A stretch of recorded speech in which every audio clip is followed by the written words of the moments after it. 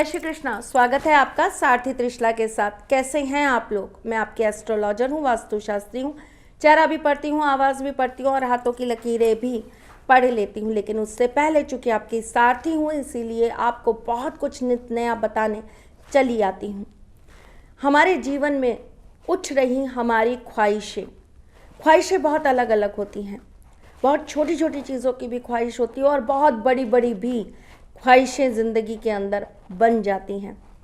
किसी को चांद पर जाने की ख्वाहिश होती है तो किसी को ऊंचाइयां छूने की, किसी को घर बनाने की ख्वाहिश होती है तो किसी को नाम कमाने की, किसी को माँ बाप की सेवा करने की ख्वाहिश होती है तो किसी को अपने माँ बाप को विदेश घुमाने की, किसी की ख्वाहिश अपने मुकाम में अपने आप को बहुत ऊंचा साबित करने की होती है तो किसी को एक छोटी सी गाड़ी खरीदने की। बहुत अलग अलग ख्वाहिशें हैं, पर हज़ारों ख्वाहिशें ऐसी कि हर ख्वाहिश पे दम निकले। बहुत निकले मेरे अरमा, फिर भी कम निकले। जी हाँ, बिल्कुल ऐसा ही होता है ज़िंदगी के साथ। एक ख्वाहिश ख़त्म होती है तो दूसरी ख्वाहिश चालू। आज ख्वाहिशों को मैजिकली पूरा करने का काम करते हैं। आज ख्वाहिशों को पूरा करने का आपको तरीका और टोटका बता ही देते हैं। ख्वाहिश कुंडली में अगर देखा जाए तो ये हमारे 5वें और 11वें घर का संबंध है। हमारा 5वां और 11वां घर अगर बहुत ज़्यादा पॉजिटिव हो जाएगा तो हमारी ज़िंदगी के अंदर ख्वाहिशें अपने आप काम करने लगेंगी। कभी आपने सोचा है नंबरों का हमारी ज़िंदगी में बहुत ज़बरदस्त गहरा प्रभाव होता है। हर काम नंबर देख के किया जाता है। इवन पूजा पाठ में भी नंबर देखकर ही चीज़ें रखी जाती हैं। 3 का आंकड़ा अच्छा नहीं होता, 13 का आंकड़ा अच्छा नहीं होता। हमेशा पूजा के लिए कहा जाता है कि 5, 7, 11, 9 इसका इस्तेमाल करिए। अगर हम कोई व्रत करते हैं तो उसके अंदर भी हम ऐसा ही कहते हैं। अगर हम कोई पूजा पाठ करते हैं तो उसके अंदर भी हम ये कहते हैं कि 42 दिन, 41 दिन, 52 दिन इस तरीके से करिए। यानी कि नंबरों का अपने आप में एक बहुत ज़बरदस्त मैजिक इफ़ेक्ट आता है हमारी ज़िंदगी के अंदर। आज हम इन नंबरों के मैजिक इफ़ेक्ट से कुछ ऐसा करने जा रहे हैं जिससे हमारी ज़िंदगी में एक नया बदलाव आ जाए। जब कभी भी आपको ऐसा लगे कि आपकी ख्वाहिशें दम तोड़ रही हैं, पूरी नहीं हो रही हैं, तो आपको क्या करना चाहिए? सबसे पहला काम जो आपको करना चाहिए वो ये कि नियमित रूप से 40 दिन तक अपनी आध्यात्मिक शक्तियों को बढ़ा लीजिए। इतना बढ़ा लीजिए, इतना बढ़ा लीजिए कि वो आध्यात्मिक शक्तियाँ आपके लिए बल बनकर, आपका बॉडीगार्ड बनकर आपके साथ में खड़ी हो जाएं। अब आप कहेंगे आध्यात्मिक शक्तियों को कैसे बढ़ाया जाता है? पूजा से, पाठ से, भगवान के मंदिर जाने से, ईश्वर के सामने अपने आप को समर्पित करने से, ईश्वर की सेवा करने से, किसी गरीब की सेवा करने से, गाय की सेवा करने से या फिर किसी गरीब की मदद करने से। ये आध्यात्मिक चीज़ें होती हैं जिससे आपका अध्यात्म का एक अपना बल बढ़ जाता है और ये चीज़ें आपकी ख्वाहिशों को पूरा करने में आपको सहयोग करती हैं। कोई भी उपाय, कोई भी टोटका जब भी आप करने जाते हैं उससे पहले आपके अंदर उतनी ताकत होनी चाहिए कि वो चीज़ आपकी ईश्वर तक पहुंच सके। आपने कोई एक मंत्र जाप किया, मुझे नहीं सुनाई दिया, ईश्वर को कहाँ सुनाई देगा? मन से भी किया तो मन में भी उतनी शक्ति नहीं है कि वो ईश्वर तक पहुंचा सके। रेंज बढ़ाइए अपनी, जैसे मोबाइल की टावर की रेंज होती है ना, हम ढूंढते हैं ना, अगर हम जंगल में चले जाए, अरे यार यहाँ नेटवर्क नहीं आ रहा, अरे यार यहाँ नेटवर्क नहीं आ रहा, बस उसी तरह अपने आध्यात्मिक नेटवर्क का दायरा बढ़ा लीजिए और उसके बाद अपनी मनोकामना अपने इष्ट के सामने रखिए। देखिए आपकी ख्वाहिश ज़रूर पूरी होगी। दूसरा सबसे बड़ा तरीका, अपने आप को पॉजिटिव करना चालू करिए।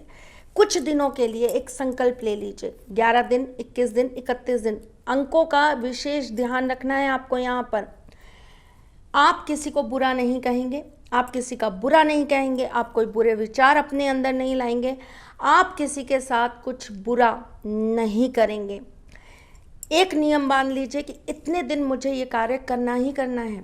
11 दिन मुझे किसी को बुरा बोलना ही नहीं है, किसी का बुरा करना ही नहीं है, किसी का बुरा सोचना ही नहीं है और किसी के बारे में बुरा करने का विचार मन में लाना ही नहीं है। उसके बाद में आप अपनी मनोकामना पीपल के 5 पत्तों पर हल्दी लगाकर एक धागे से बांधकर हनुमान जी के मंदिर में मंगलवार को चढ़ा दीजिए और अपनी मनोकामना उनके सामने रखाइए।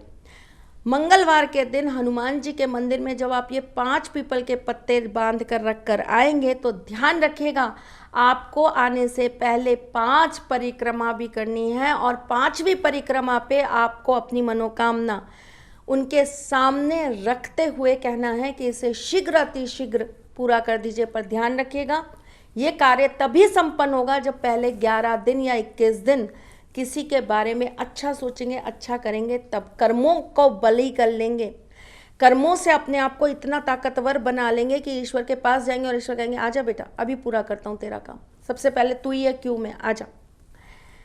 तीसरी सबसे बड़ी शक्ति जो होती है माँ बाप का, गुरुओं का आशीर्वाद होती है। आपकी अपनी बॉडी के अंदर पॉजिटिविटी अच्छी नहीं है, अपने से बड़ों से पॉजिटिविटी लीजिए, माँ बाप का आशीर्वाद लीजिए, गुरुओं का आशीर्वाद लीजिए, बड़े भाई का आशीर्वाद लीजिए, ताऊ जी का लीजिए, ताई जी का लीजिए, मामा चाची काकी नानी किसी का भी लीजिए, पर लीजिए। कोई भी साधु संत मिल जाता है उनका आशीर्वाद लीजिए, पवित्र नदियों का आशीर्वाद लीजिए, उनको थोड़ा सा डाल के, उनका पानी थोड़ा सा अपने पानी में डाल के उससे स्नान करके उनका आशीर्वाद प्राप्त करिए।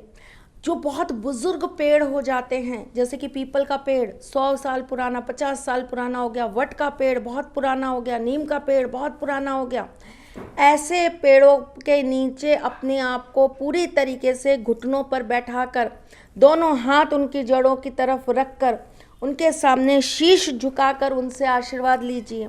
जैसे आप किसी जीवित जागृत व्यक्ति से आशीर्वाद लेते हैं वैसे ही उनसे आशीर्वाद लीजिए। ऐसा काम नियमित रूप से कम 7 या 9 दिन करने के बाद आप अपनी मनोवांछित इच्छा माँ दुर्गा जी के मंदिर में बोलकर आइए, और वो भी एक लाल रंग के कपड़े के अंदर एक पीली कौड़ी बांधकर माँ को चढ़ाकर फिर अपनी मनोवांछित इच्छा बोलकर आइए। ज़रूर पूर्ण होगी और आपकी ख्वाहिशें जल्द से जल्द पूरी हो जाएंगी। घर के नॉर्थ वेस्ट में अपनी ख्वाहिश लाल रंग के पेपर पर लिखकर चिपका दीजिए।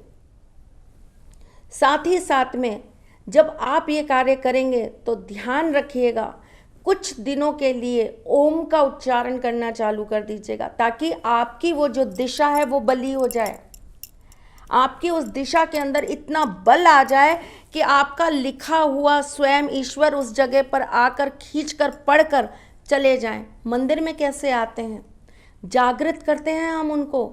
मस्जिद में कैसे आते हैं अल्लाह, उन्हें जागृत किया जाता है, बुलाया जाता है, रोज़ 5 समय की वहाँ पर बैठकर नमाज पढ़ी जाती है, तब जाकर ईश्वर वहाँ पर आते हैं, अल्लाह वहाँ आते हैं।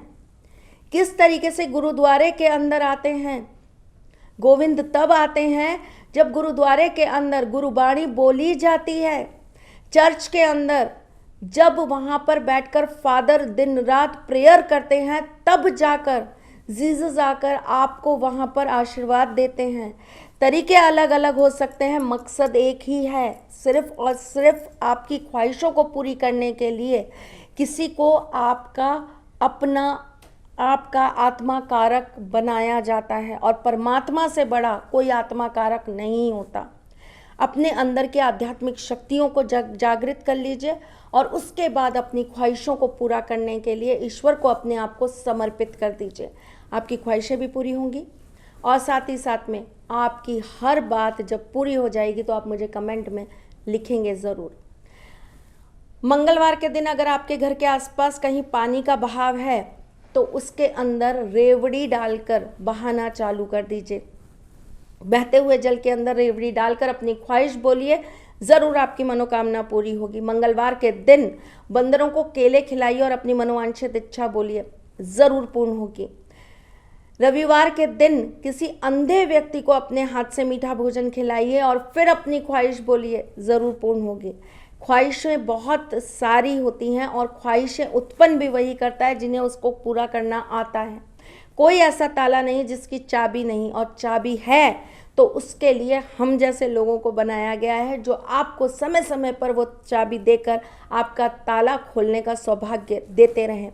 बात अच्छी लगी हो तो कमेंट करना बिल्कुल भी मत भूलिएगा। आज के लिए बस इतना ही, फिर आऊँगी कुछ नया, कुछ अलग, कुछ अद्भुत लेकर। तब तक के लिए मुस्कुराते रहिएगा, रिश्तों में मजबूती बना के रखिएगा, अपने सारथी के साथ यूँ जुड़े रहेगा, प्यार देते रहेगा, प्यार लेते रहेगा।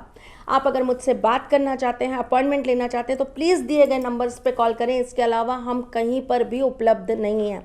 यहाँ पर आकर जो लोग कमेंट्स करते हैं बेवजह की, यहाँ पर आकर अपने प्रचार करते हैं, उनसे हमारा कोई लेना देना नहीं है, इसलिए उनसे सावधान रहिए, सतर्क रहिए, क्योंकि वो आपको नुकसान पहुंचा सकते हैं। चलिए चलती हूँ, फिर मिलूंगी, तब तक के लिए ख्याल रखिएगा अपना। जय श्री कृष्ण। सारथी मां त्रिशला ज्योतिष के क्षेत्र में विश्व विख्यात नाम है। ज्योतिष शास्त्र में पीएचडी मां त्रिशला पिछले 22 वर्षों से ज्योतिष की सभी परंपरागत विधाओं के साथ साथ अनेक दुर्लभ गूढ़ विधाओं जैसे परछाई एवं नव्स के अध्ययन से अपनी सटीक भविष्यवाणी और पूर्वानुमान के लिए विख्यात हैं। अपने उपायों द्वारा लाखों लोगों का जीवन संवार चुकी मां त्रिशला लगातार 2016 से ज्योतिष विभूषण अवार्ड प्राप्त कर रही हैं। साल 2018 में उन्हें उत्तराखंड के मुख्यमंत्री त्रिवेंद्र सिंह रावत ने ज्योतिष विभूषण अवार्ड से सम्मानित किया था और साल 2016 में उन्हें राजस्थान में बेस्ट एस्ट्रोलॉजर के अवार्ड से नवाजा जा चुका है।